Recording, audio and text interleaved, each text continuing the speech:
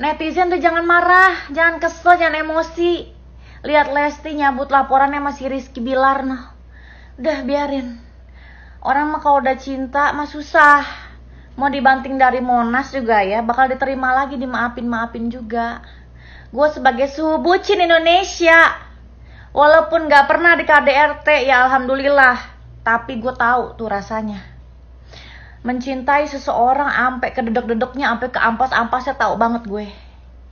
Ini pasti lakinya minta maaf tuh, sampai segimananya, sampai kayak, Dede, kakak berjanji, kakak gak akan pernah nyia-nyiain Dede, gak akan pernah mukulin Dede lagi sampai kakak mati, gak akan pernah membagi perasaan kakak sama perempuan yang lain selain Dede.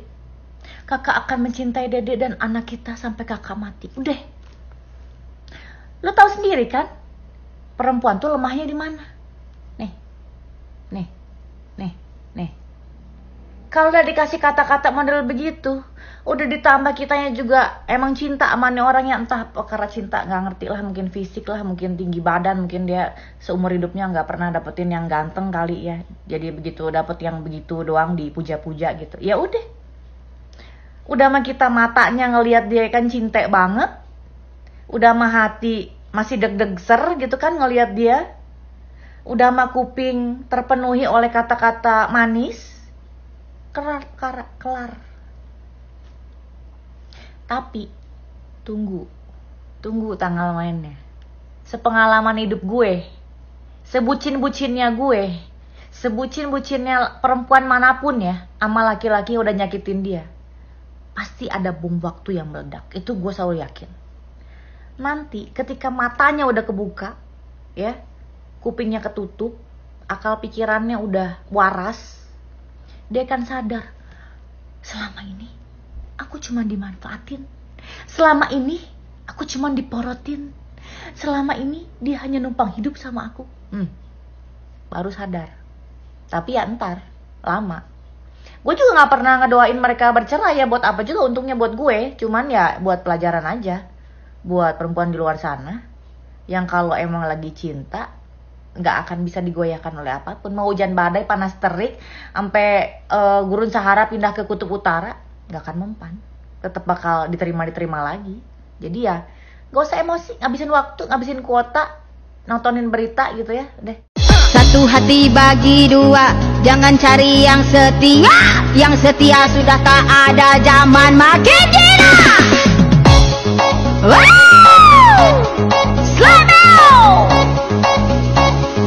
Gila gue ngeri sama pernikahan zaman sekarang.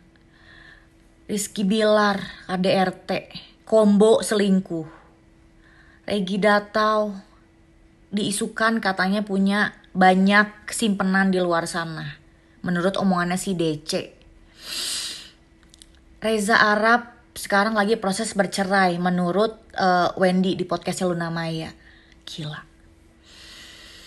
Gue gak ngerti lagi pernikahan zaman sekarang itu udah gak ada nilainya, udah gak ada moral orang di dalamnya. Gue gak ngerti lagi nilai pernikahan itu mau dijunjung serendah apa gitu loh sama manusia-manusia di luar sana yang ngejalaninnya. Iya gak semua, gue tahu gitu. Cuman gue sebagai orang yang ngalamin udah pernah berpisah, bercerai gitu, gak ngerti lagi ke depannya gue bakal nikah apa enggak, karena ngeri. Gue jadi insecure, maksudnya jadi overthinking gitu loh. Apalagi gue ke depannya apa gimana. Yang kemarin aja, asal lo tahu, ketika gue berantem, dia pernah gak sengaja ngedorong gue kayak debat gitu kan, apa kayak udah lo sana lah gitu, ngedorong doang gitu. Gue marah seminggu. Gue mau pisah dulu rumah gitu sama dia seminggu gitu. Terus dia minta maaf lagi sama gue dan gak akan kayak gitu. Emang iya bener, abis dari situ dia gak kayak gitu lagi gitu. Ini lu kebayang gak? Rizky Bilar nge-smackdown si Lesti, katanya dianya ketahuan selingkuh. Itu udah dahsyat banget menurut gue. Dan gue yakin laki-laki yang udah main tangan itu tuh bukan sekali. Gue yakin banget Lesti Kejora ini udah berkali-kali Ya mungkin entah cuman kayak Rizky Bilangnya lempar barang nggak kena dia, atau mungkin ketabok doang, atau misalnya kayak ketoyor doang palanya, kayak apa sih lo gitu. Cuman gue yakin ini adalah yang paling fatal dan udah berkali-kali. Dan kalau gue sih kalau udah ngalamin sekali aja gitu ya, kayak waktu gue cerita, gue kedorong aja gue marah seminggu. Jadi kalau gue sih, kalau misalnya besok karena dia noyor gue, atau misalnya ada ngebanting barang apa, udah pasti gue mau pisah. Karena nggak mungkin, itu nggak terulang lagi, itu tuh udah habit. Terus gue mau ngomongin masalah Ade sama RD. Kalau menurut gue, sorry kalau salah, kenapa si RD ini begitu semena-mena terhadap Ade? Kalau gue perhatiin dari karakternya, Ade ini terlalu baik, kalau kata gue. Dia terlalu baik, dia selalu senyum-senyum, selalu cuman nyepet-nyepet aja, nggak pernah yang kayak gue marah, gue nggak suka lo kayak gitu, gue mau ninggalin lo. Enggak, dia kayak balik nggak aku telepon. Tapi kan gini, tapi kan gitu. Kayak ulang tahun disediain apa gitu. Gue nggak tahu itu konten apa enggak. Cuman menurut gue, kenapa laki-laki bisa seenaknya kalau lu terlalu baik. Jadi perempuan jangan terlalu baik. Kalian kalau dengar cerita gue ini pasti greget banget sama kelakuan gue yang super bucin dan tolol ini. Kalian tahu apa? Setelah 8 tahun gue berusaha untuk mencari pinjaman gitu ya, berusaha untuk mendukung kehidupan dia, support apa segala macam. Terus dengan gobloknya gue minta dinikahi. Gue bilang kan sama dia, kita tuh kan udah ngalamin gitu ya, hidup ke atas ke bawah, jungkir balik kiri kanan gitu kan, apa susah bareng-bareng gitu kan, ngadepin solusi cari solusi buat masalah ini itu gitu. Ya udah, kenapa kita nggak nikah aja, kata gue.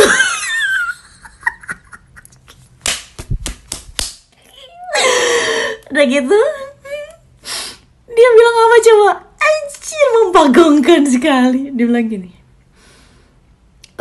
aku belum bisa ya nikah sama kamu karena kamu tuh belum memenuhi standar menjadi kriteria istri aku. Sih anjir, belum memenuhi standar. Lu badan bepom bagaimana? Udah gitu gue tanya dong, emang kriterianya tuh yang kayak gimana? Kata gue, ya gue pengen yang istrinya tuh nurut, yang nggak banyak berteman sama, maksudnya udah nggak banyak berteman gitu loh, maksudnya udah nggak banyak hangout keluar. Terus udah gitu kalau pulang ke rumah dia tahu gitu ya, suaminya harus disediain apa, dilayanin apa gitu. Pokoknya hak dan kewajiban istri lah gitu. Setidaknya tuh lu tuh tahu, lu tuh belum tahu ke arah situ, kata dia gitu. Mak, lu aja nggak tahu caranya bayar utang, pakai sosok nyuruh gue tahu hak dan kewajiban sebagai istri. Ini orang menggelikan sekali. Terus udah gitu, gue pada saat itu ya, ketika gue masih super tolol, gue yang galau digituin si anjay. Gue sedih gitu kan ya, kayak ngerasa hidup gue udah gak ada gunanya. Dia gak mau nikahin gue setelah gue berjuang. Udah tuh, akhirnya gue berpikir dah, kayaknya ini hubungan tuh udah gak bisa diterusin lagi. Gue akhirnya bilang, udah deh, kita udahan aja. Ya mau dibawa kemana juga kayak gini gitu. Terus dia, benar lu, kata dia gitu, yakin? Iya, ya udah. Terus udahnya gue yang galau. Ya sih santai aja liburan gitu ya, hebat. Udah lah, terus akhirnya gue kan masih temenan Instagram kan sama dia. Nah terus pada satu waktu gue pernah ingat, maksudnya gue ingat dia ada utang sama gue tagih dong. Kata gue panggil Mas, kata gue, ini gini utang yang kemarin, inget nggak gitu. Terus dia bilang, aku sekarang GERD ya, GERD tuh asam lambung yang parah gitu. Jadi kata dokter aku tuh nggak bisa mikir keras. Tapi pas buat yang request gue ceritain mantan, tenang, karena mantan gue tuh kebetulan ada 725 dikali 4 akar pangkat kuadrat 2. Jadi ada banyak cerita ketololan kebucinan yang terjadi. Gue mau cerita lagi. Jadi gue punya mantan. Gue sama dia tuh dulu satu SD. Terus gue pas SD tuh ngeceng dia. Terus udah gitu ya namanya anak SD ya, cinta-cinta monyet gitu, kayak ih gue suka deh sama cowok itu gitu. Tapi ya gak pacaran, gak. Nah udah gitu kepisah, ketemu lagi pas kebetulan ada temen SD gue yang dirawat di rumah sakit dan meninggal.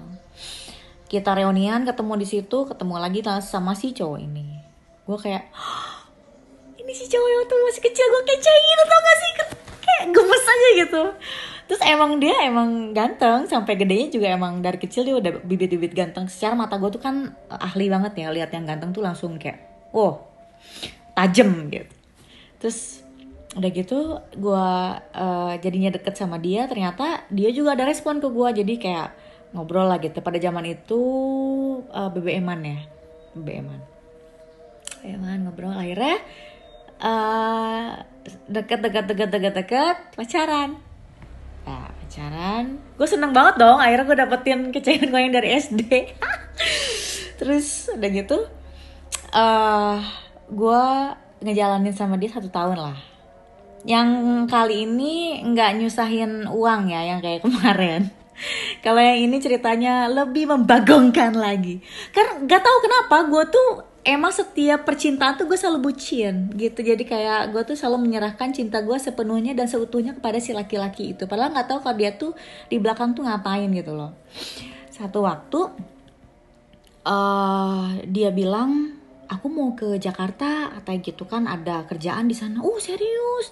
Iya, katanya kepanggil sama salah satu brand rokok ternama lah gitu. Perusahaan itu ada di Jakarta. Oh ya udah oke, aku bilang gitu. Ke Jakarta lah dia, aku di Bandung, jadi kita LDR beberapa lama lah, gak lama.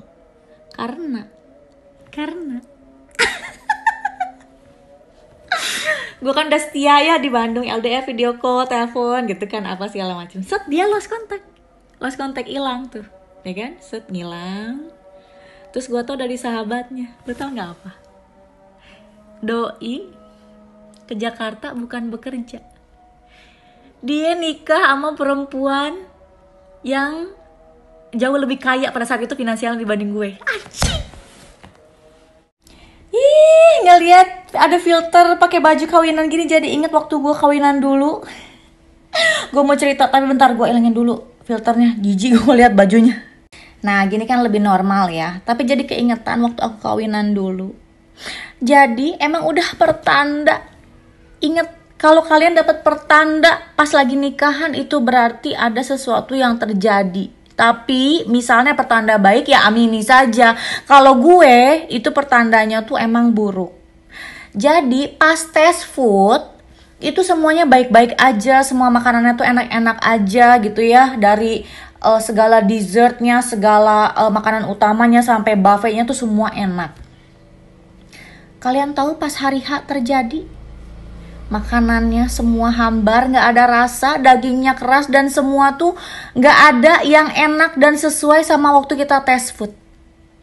Itu pertanda nomor 1, nanti gue bakal jelasin ya kalau menurut gue itu kenapa. Yang kedua, gue udah setting nih dekorannya, ini gini gitu kan ya, ada meja taman, karena gue kan nikahnya waktu itu outdoor. Ada meja taman gitu kan segala macam. Lo tahu apa? Kursinya nggak datang. Jadi mejanya doang di taman tuh datang, tapi ada kursinya yang gue pesen tuh 1 pun nggak ada yang datang. Jadi mejanya doang aja, geli nggak lo? Aduh, udah deh nggak ngerti lagi. Memang sih di endingnya gue jadi komplain aja gitu sama orang dekor, sama hotelnya juga kan makanannya nggak enak. Cuman yang lebih ngena di gue selain komplainan itu adalah ternyata kalau rencana lu apa di kejadian hari H-nya nikah nggak kejadian, atau kayak gue lah makanannya enak terus tiba-tiba di hari H-nya semuanya nggak enak, hambar, buat gue berpikirnya pernikahan gue tuh di depannya segalanya baik-baik aja, kayak tes food gitu ya baik-baik aja, semua ada rasa, semua enak. Tapi begitu kejadian, begitu ngejalanin pernikahannya semua ancur-ancuran. Maksudnya kayak ya udah kayak makanan aja gitu, hambar, nggak ada rasa, yang pokoknya semua tuh nggak berjalan sesuai sama keinginan gue. Maksudnya sama keinginan kita gitu. 1, yang kedua, perkara dekor nggak datang. Jadi gue udah setting apa gini, tapi ternyata ada hambatan yang membuat supaya si pernikahan gue tuh kayak kalau orang Sunda bilang kayak cawerang, kayak kosong gitu loh.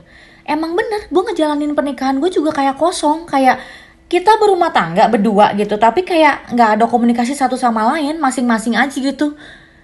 Ya dari situ gue belajar nanti ke depannya, kalau misalnya nikah, ya usahakan semuanya tuh berjalan baik gitu, lancar dari depan sampai ke hari H-nya. Ini juga pelajarannya buat kalian, jadi hati-hati yang mau nikah harus peka dan waspada.